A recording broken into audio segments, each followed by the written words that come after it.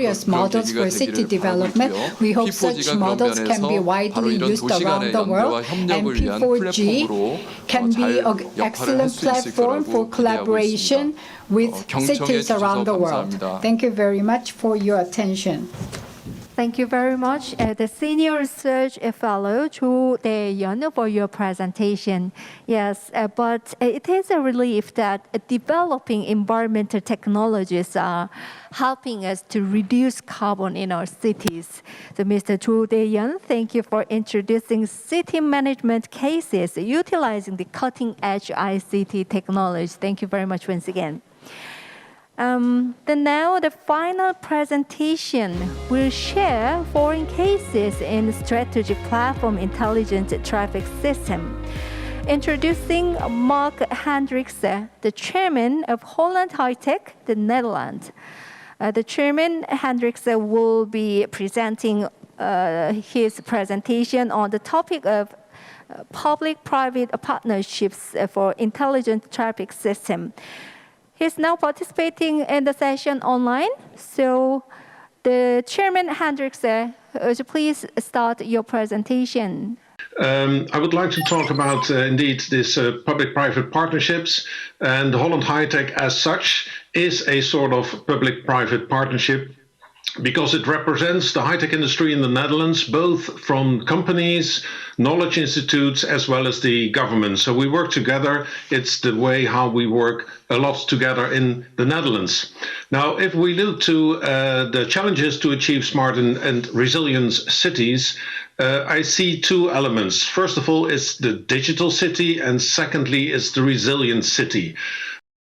And if we look to the digital city, the communication, the data is key.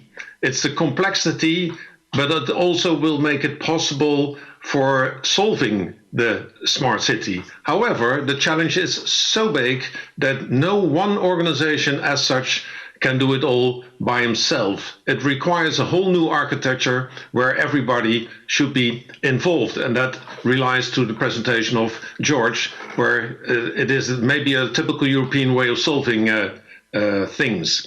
The Netherlands has a long history in public-private partnership for these complex challenges, and we started early in that.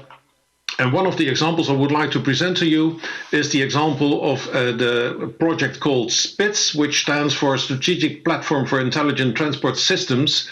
And the important element of this presentation of this project was the fact that it was the whole value chain that was involved in this project.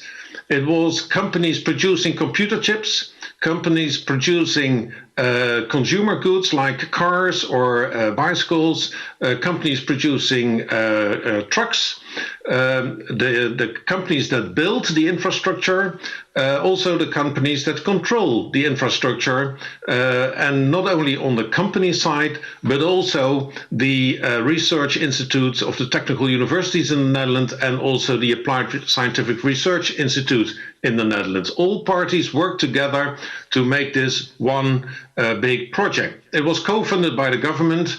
About 1/3 or a bit less than 1/3 was funded by the government. Now, what were the goals to achieve in this SPITS project? The goal was to build the next, but also upgradable generation of onboard units that are open and easily configurable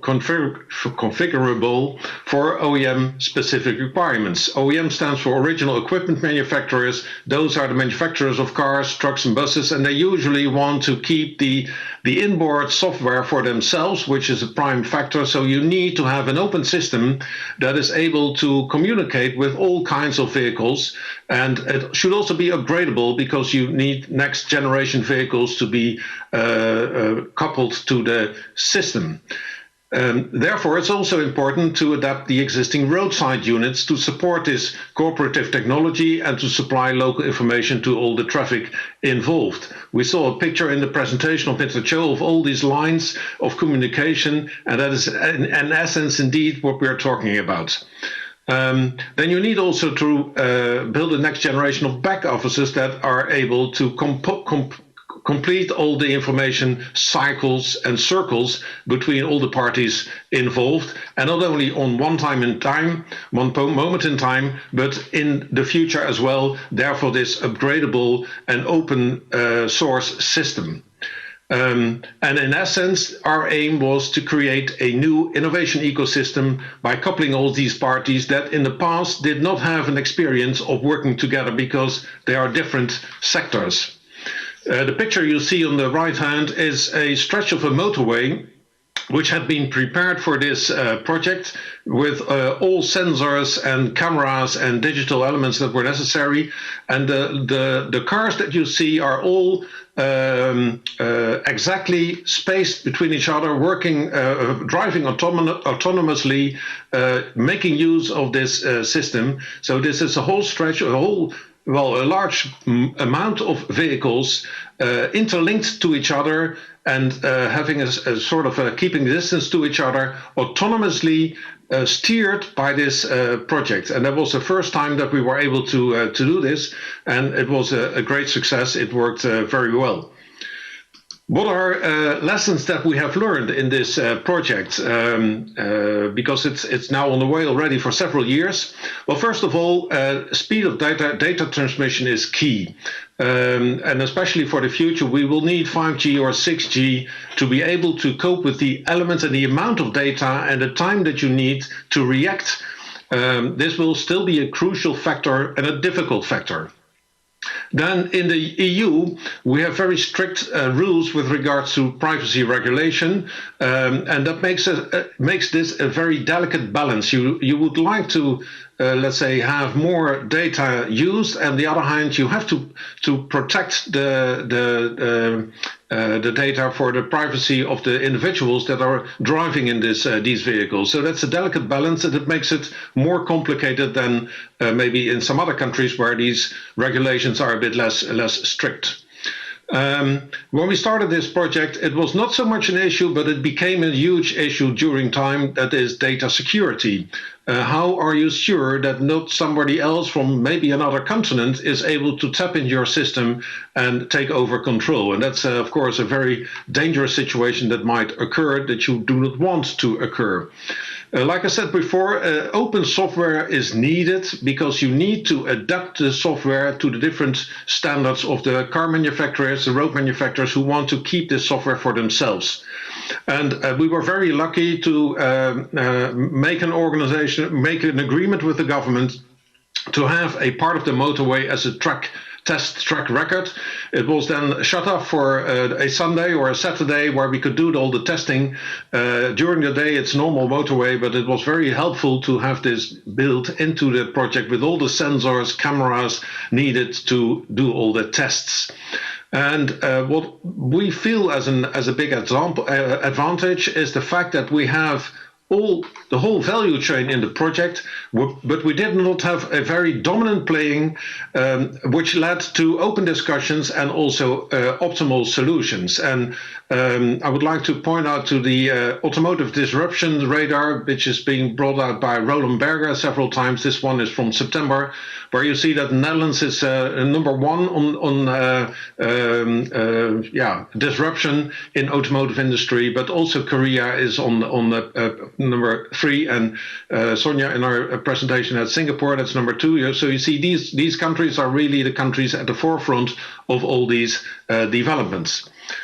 Now, if we go further, then one of the spin-offs of this project is one which we didn't, it was really a spin-off, that the relationship between the companies and the technical universities was intensified hugely, and it led to new projects on green and smart automotive. Now, how do we continue with this project? We have a roadmap. It's a bit like George pointed out in his presentation. It's very important to have a roadmap. Which steps do you take? How do you go further? How do you make use of all the lessons that you have learned? And one of the important aspects now to add to the project is how are we able to detect hazardous situations out of the range of the automated vehicle sensors, because nowadays vehicles do have a lot of sensors, but how to detect them, communicate them with the cars that are involved or the trucks that are involved or let's say could be involved in this hazardous situation, with the speed of data which is necessary to be able to prevent something to happen. And that's an enormous challenge. And at the same time, how do we act in such a way with the software that the drivers still feel that they have a comfortable ride and they are not being taken over, of their control is not being taken over too brusquely and without, let's say, giving them an unsafe feeling. Now, especially also the road operators, we saw some pictures in the presentation of Mr. Cho, how this works. They need to control and make use of all these information, improving the traffic safety, efficiency and emissions. We saw in the other presentation also the vehicle on-demand systems. So this can be added to the system. But again, it's a very, very, very complicated project, a very complicated challenge. And like I pointed out before, it's important that all parties involved play a role without one party being too dominant, so that you come to an optimal situation of the architecture. You need a holistic approach to make sure that you will solve this together, a bit in line of the presentation of George. And I would like to finish with a quote which, says it all in my view. None of us is as smart as all of us.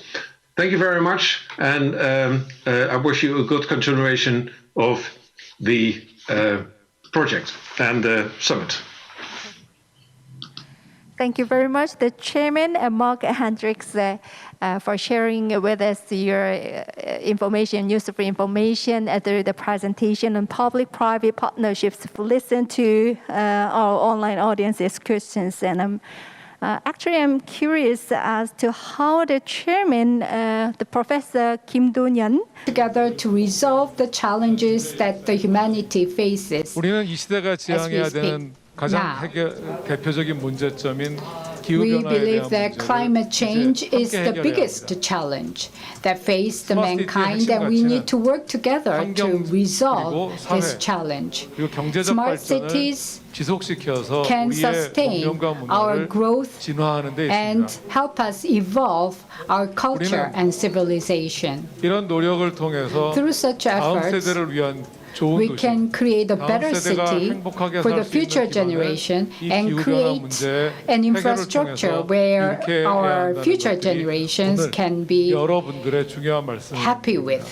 Finding solutions to our challenges, and through collective intelligence, we need to find a breakthrough that will help us overcome carbon neutrality. In 2021, we have gathered in the city of Seoul to talk about ways to promote carbon neutrality.